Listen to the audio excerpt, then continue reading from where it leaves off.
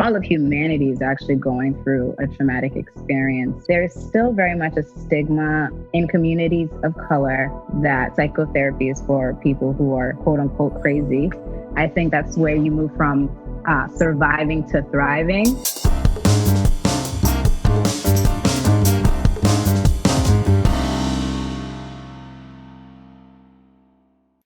The show is called Conversations. My name is Big Ben Hillman. Thanks for giving us a listen. Today's episode is about surviving the pandemic. Now, over the last year, we've all had to learn how to self-isolate and social distance as a means of surviving physically, keeping ourselves healthy, avoiding the disease. But how have we learned how to cope emotionally and mentally with the challenges that isolation causes? Not to mention having to deal with the trauma of the disease itself. So to help me talk about this today is my friend Jules. Now, Jules is a fellow musician, one whom I've worked with quite a bit over the years. But in addition to being a musician, she's also a clinician, and she's also a social worker. And she has a great deal of knowledge to offer about wellness and self-care. Currently, Jules is in the process of forming a new organization called the Melanin Goddess Society, which is an organization that aims to provide a safe space and inspiration specifically for women of color. Now, while you're listening, I would encourage you to take part in the conversation by adding any of your experiences or your thoughts in the comment section below. And of course, I would encourage you to like the video and subscribe to the channel. Here's the conversation. What are you up to these days in the days of COVID? What are you doing with yourself? How are you coping? How are you maintaining? Lots and lots and lots of self-care and self-love to manage the amount of stress of just this whole situation and life being flipped upside down. I'm also the co-founder of a nonprofit, Melanin Goddess Society. And so I've been doing a lot of work on our programs and fundraising. And I'm also a clinician. So there's also that. Yeah, you're not one to let grass grow between your toes, are you? You're always involved with something. No, I'm always moving and shaking. Well, most musicians I know are kind of like that. It's like we all have to be jacks of all trades. I mean, God forbid we should make a suitable living through our art. You know, we all got to find something else to keep ourselves occupied. And yeah, I generally love singing, and I see it as just a further expression of who I am. Not necessarily the only thing that I do, but it's a huge part of what I do because it just, it's a heart thing. I just get to expand my heart and share what I love and share my gifts. But I've got a lot of gifts and I'm willing to, explore and do all that I'm capable of doing. So, yeah. And I think, musicians are just creative people. And so we expand as much as we can. I mean, that's, I think of myself in those terms, like, I can't imagine just sticking to one thing for too long of a time. I mean, I would get bored. Yeah, I definitely feel a musician's brain is wired just a little bit differently. Yeah.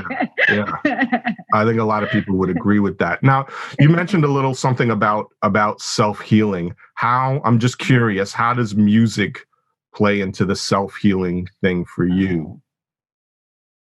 Oh man, music in itself is I feel is part of a healing art. Just the way that the tones kind of connect, it always helps me just express kind of what's happening. So if I'm in a sad place, I'll sing a sad song and I get those feelings that are in my body out. If I'm joyful, I get to kind of also put that out there. So yeah, it helps me to express my emotions. And a lot of our ailments in life is when we kind of keep all of that bottled up and then ends up exploding in ways that maybe not, Yeah. the most productive, but music allows us to get it all out. I think one of the things that's been so hard for so many of us during this past year, I mean, obviously, those of us who really depend on our music for our income, obviously it's been difficult, but just not having the connectivity with other musicians and the same. I mean, obviously we can do this, we can do the kind of Zoom thing, and there's been opportunities here and there, but especially out here in New England when it's cold and everybody's just kind of hunkering down as much as possible, hibernating. Yeah, and it's really is a void. I mean, do you force yourself to to practice and like go through tunes or even just sing just for the sheer joy of it, just to Absolutely. I will sing, and I actually posted something on social media of me singing a clip, singing at the top of my lungs, and I'm like, I hope my neighbors love music because I'm definitely going to be singing. Yeah, there's just I have to sing. I've been singing since I was a child. I've been singing with our band since 2017. So yeah, it's part of who I am. I cannot not sing. So yes, I absolutely sing. I dance in my apartment. I express myself the way that I need to. So yeah. Yeah, let's really hope that we can get this vaccine rolling and by the time spring comes around, we can get back to business. Right. So we're talking about survival. We're talking about surviving. So in terms of surviving mentally and emotionally, what kinds of things in your life experience and in the work that you do, what sorts of coping mechanisms or what sort of advice would you have for people about coping emotionally? I definitely think, especially right now, because I don't know if we recognize that at this time, the pandemic is a traumatic experience for everyone that's going through it. So all of humanity is actually going through a traumatic experience with the world just being shifted upside down and finances being impacted and people, a great amount of our population has passed because of COVID-19. So there are people that are grieving as well. I think the first thing that I would definitely recommend is psychotherapy. There's still very much a stigma in communities of color that psychotherapy is for people who are quote unquote crazy. But it's actually a space for you to be able to unload some of your worries and concerns with a mental health professional that can really help walk you through it and, guide you through some of the challenges that you are experiencing that's unique to you. So it's a support, really. Self-care. I'm a huge self-care and self-love proponent. I think that's where you move from surviving to thriving. And that's because huge. you have to care for yourself. You have to, the world will definitely drain you. You got work, there's people who are parents, and then there's partners, and there's friends and family. And you're putting all this energy out there to care and be a loving member of your community. But are you giving yourself that same love? Are you giving yourself that same energy? And I've found, as I've been for a long time, I've been a self-love proponent. And I found in my own practice that I'm able to be more present with people when I give myself that time. I'm able to be a better friend when I give myself the time to be with myself and love on myself. So right now, there's a lot going on, and self-care allows you to self-soothe.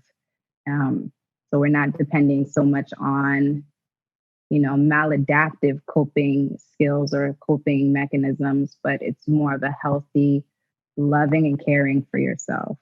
And some of those things could range from, Like I sing, I dance. I actually dance in the nude. It's very freeing for me. I love to take baths. I do some skincare. Um, yeah, I draw, I color, and it's just, yeah, whatever I can do to just care for myself and my mental health, I will do that. So, What about some other, affirmations? yeah, there, I listen to some affirmations. I also speak affirmations. There's meditation that has been tremendous for me to just kind of find my peace. Um, and then, of course, spending time with loved ones is also self care. We are communal, and right now, of course, COVID-19. So, social distancing and finding, but definitely not isolating, finding ways to connect. Another great way to kind of improve your mental health is implementing gratitude on a daily basis, seeing what you're thankful for. Even in the midst of everything going on, if you can breathe, that's something you can breathe on your own. You can walk on your own. If you can speak, if you can see, we take for granted some of the things. Our hearts are working, our minds are working. So we take for granted these little things, but the moment you lose them, you realize even a pinky toe. If you lose a little pinky toe, it messes up your whole walk, your whole stride. That's right. So we take these little things for granted, but they make a huge difference in our lives. Yes. So yeah. Speaking about connections, I think that's one of the things that is particularly challenging about these times, because we are encouraged to social distance and to stay in as much as possible, not go out. We're not going to work. Many of us, we're not socializing in the same kinds of ways. What's been your experience, or what sorts of insights do you have as far as maintaining connections with people around you? Because it's very easy to feel isolated, isn't it? Yeah, absolutely. For me, I think I've been doing a lot of FaceTime with my very close friends, and that has helped quite a bit. I know there's many different ways. If right now we can social distance, there's people who are taking the vaccine. You can see people with masks. So there are safe alternatives. For me personally, I don't do the cold. So I'm definitely. Even in normal times up here in Boston and New England, like January, February, people don't really want to go out anyway. And that's in normal times. Not at all. I think a lot of the seasonal affectiveness disorder that people around here normally might be subject to is intensified that much more by the experiences that we're all going through. For me personally, I just take it as part of like my annual process. Like, this is when I hibernate. This is when my mood's just going to be a little bit lower because I live in Boston. I know that you can take vitamin D and that can help. There's even like light therapy where you can buy a lamp. And so there are ways. And of course, I really do, for me, self-care has been tremendous. Buying myself flowers, just little things that kind of pick me up, definitely help during this time. But yeah. It sounds like part of what you're talking about with self-care and self-love is self-acceptance. Yeah, absolutely. I think even when the seasonal affect disorder comes on, it's, yes, our mood is lower, but then all the stuff that we wrestle within ourselves also comes up. And then we're also not moving as much. I feel like when we're moving, we don't have a lot of space to think because our bodies are doing this and that. And now we're like in one place. So our minds are just running with all the things that we could possibly have been buried down there. And accepting just, what is, life is what it is. And there will be ups and there will be downs. And self-acceptance allows you to just accept it all, accept yourself with the good and the bad, and you just move on and you make improvements as you go through life. Like, I expect my life expectancy, our life expectancy is 78 years. So I can't expect to be perfect today. I may never be perfect any day, but I will be the best version of myself as I can be each and every single day.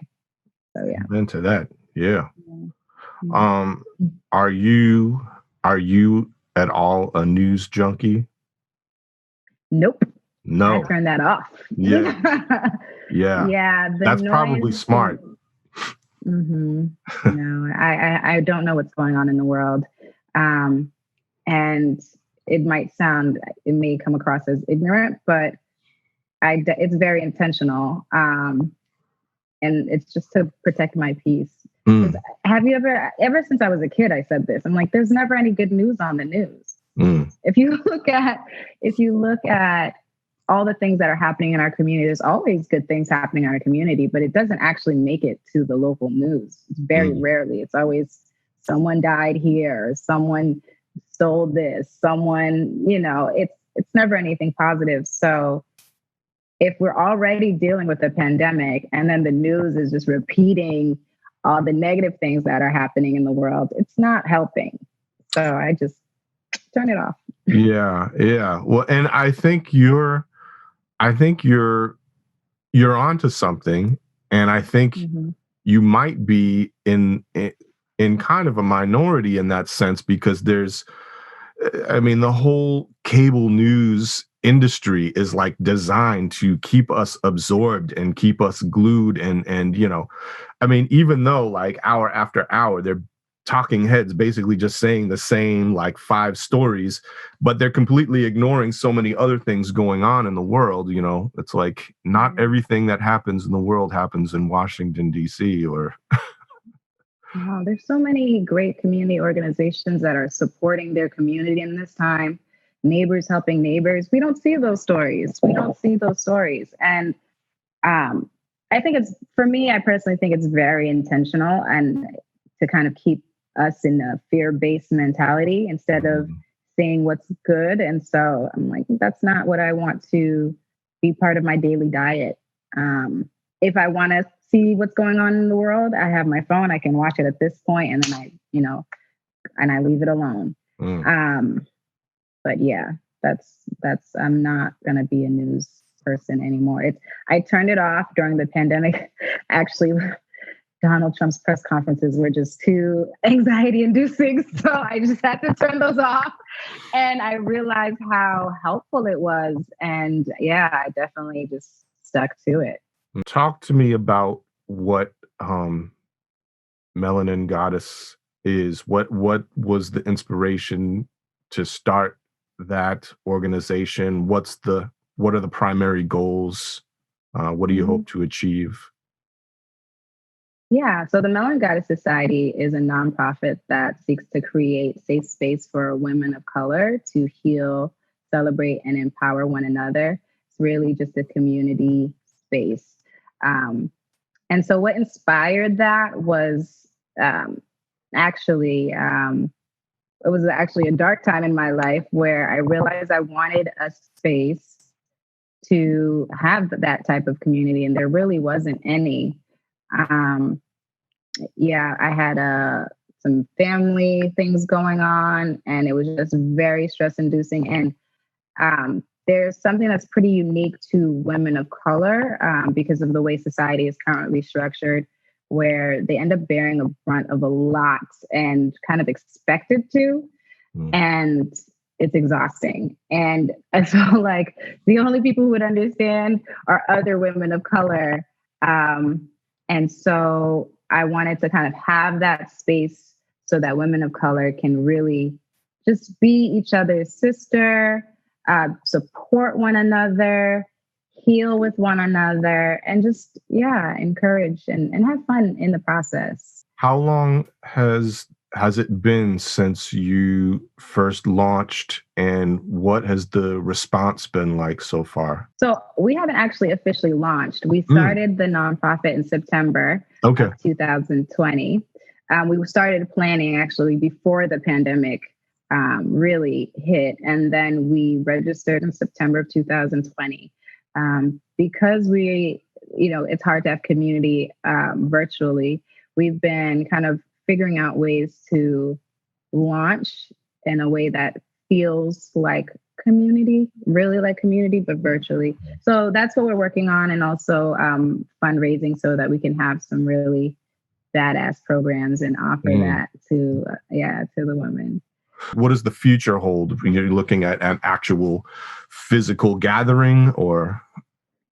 Absolutely. So we are looking at physical gatherings once a month, and then some retreats that we're planning to have as well. We can have, of course, virtual spaces, but it's as we were just talking about. Yes, we have FaceTime and we can have community, but it's not the same as being able to touch your neighbor and hug and dance with someone right next to you and share your story, and someone can reach out and touch you. So, we're finding ways to make it feel more connected. Well, I know that right now you have some social media presence. There's an Instagram, right? Yes. Yeah. Anyone that was interested in the program and staying updated, where could they go to find information? Yeah, so we're going to be having our website launch, and then we're also going to be doing a YouTube page. So those are areas where you'll be able to see us and connect with us before we are able to finally kind of get out and meet with people in person. I do want to give a definition of a goddess too. I think right now in our world, we have a very, based off of mythology and whatever, what a goddess is. But at the Melanin Goddess Society, a goddess is really just a woman who has an awareness of her divine connection with the creator, source. And so there really isn't like a superiority thing. It's really just an awareness that the difference between a goddess and a woman is just her awareness of the connection she has with the divine. And so, yeah. And so that's what we're cultivating, because when you know that you have that connection, that deep spiritual connection, then you move differently in the world. And the things that, like this pandemic, you have a strength and a help that comes from beyond or from deeper. I really appreciate you taking the time to talk with me. All right. Thank you for having me. Well, I really want to thank Jules for making the time to speak with me today. And I really want to thank you for giving us a listen. If you like what you hear, please give us a thumbs up.